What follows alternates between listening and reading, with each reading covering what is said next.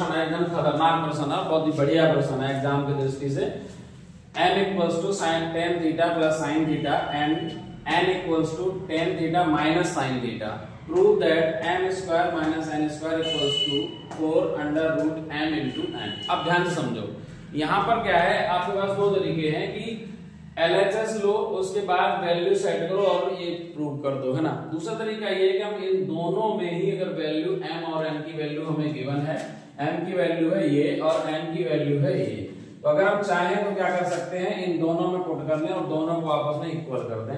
तो जो आपको तरीका बेहतर लगे वो कर सकते हैं। तो सबसे पहले हम ले लेते हैं LHS। तो अगर LHS लेंगे तो क्या आएगा, m square minus n square, ठीक है।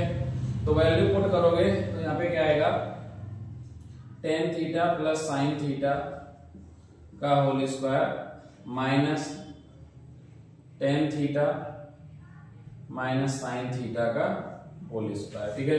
तो अगर हम चाहें तो यहाँ पर क्या कर सकते हैं, देखो अब यहाँ पर अगर इस वैल्यू को अगर a माना जाए और इस पूरी वैल्यू को b माना जाए तो फॉर्मूला होता है, आपने पढ़ा होगा, a square minus b square equals to a plus b और दूसरे ब्रैकेट में होता है a माइनस b, ठीक है। तो यहाँ पे लगा सकते हैं हम, तो क्या आएगा, tan theta plus sine theta, साथ में प्लस वैल्यू आएगी ten theta minus sine theta, यानी a प्लस बी, ये पहले ब्रैकेट में आ गया। दूसरे ब्रैकेट में आएगा tan theta plus sine theta, ये तो आएगा ही आएगा, और माइनस के साथ ये वैल्यू आएगी, तो माइनस इनका मल्टीप्लाई करूंगा तो माइनस का टेन हो जाएगा, ठीक है भाई, और प्लस का साइन हो जाएगा। अब यहाँ पे देखो कुछ वैल्यू कटेगी, ये कट गई, यहाँ साइन से साइन कट गया, तो अगर मैं जोड़ूंगा तो ये क्या जाएगा, टेन प्लस टेन, ये हो जाएगा टू टेन थीटा इंटू, ऐसे साइन प्लस साइन ऐड करूंगा तो ये जाएगा टू साइन थीटा, मल्टीप्लाई करोगे तो टू टू जा फोर, ये आ जाएगा four tan theta into sine theta.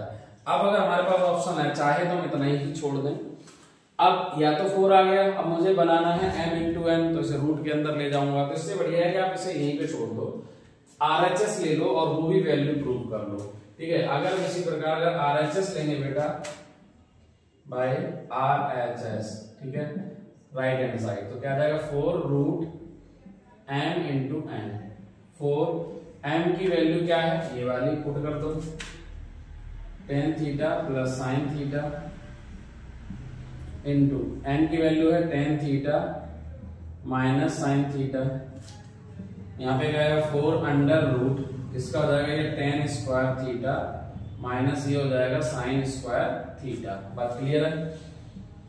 4 अगर हम चाहें तो टेन को लिख सकते हैं क्या, साइन स्क्वायर थीटा बटे कॉस स्क्वायर थीटा, ठीक है, और ये क्या हो जाएगा, माइनस साइन स्क्वायर थीटा, इसके बटे 1 मान लो, ठीक है। अब अगर हमें देखो साइन कॉमन भी मिल रहा है तो 4 under root sine square theta, अगर यहाँ से हम कॉमन लेंगे तो यहाँ ब्रैकेट में बचेगा 1 बटे कॉस स्क्वायर थीटा माइनस 1। लगभग सॉल्यूशन हो चुका है। अगर हम चाहेंगे तो 4 साइन स्क्वायर है, रूट से बाहर आ जाएगा तो साइन थीटा अंडर रूट, यहाँ क्या बचेगा 1 अपॉन कॉस क्या होता है सेक, तो ये हो गया सेक स्क्वायर थीटा माइनस 1। अब आपको अच्छे से पता सेक स्क्वायर थीटा माइनस 1 क्या होता है 10। तो अगर मैं इसे और आगे सॉल्व करता हूँ तो ये आ जाएगा 4 साइन थीटा अंडर रूट, ये आ जाएगा 10 स्क्वायर थीटा, अब बाहर निकलेगा 10 स्क्वायर रूट हो जाएगा, तो ये जाएगा 4 साइन थीटा इंटू 10 थीटा। अब देखो ये वैल्यू और ये वैल्यू दोनों सेम आ गई, यहाँ पर चाहो तो अब यहाँ से भी प्रूव हो जाएगा। अगर हम इसे स्टेप को थोड़ा सा आगे बढ़ाऊंगा, 4 बाहर रखूंगा, अंडर रूट में ले जाऊंगा तो ये 10 स्क्वायर साइन स्क्वायर बन जाएगा, 10 स्क्वायर को मैं सेक स्क्वायर माइनस 1 कर दूंगा, और जैसे ही आगे बढ़ूंगा तो वही आंसर आ जाएगा। लेकिन अगर आपके पास है कि दोनों ही कर सकते हो बराबर, तो दोनों को बराबर कर दो, ठीक है। बात समझ आ रही है, आई होप आप समझ रहे होंगे चीजों को। तो ऐसे क्वेश्चन को आप अच्छे ढंग से समझ लें, क्योंकि इस टाइप से क्वेश्चन आने के चांसेस हैं और बोर्ड में जरूर ऐसे क्वेश्चन आएंगे, ठीक है।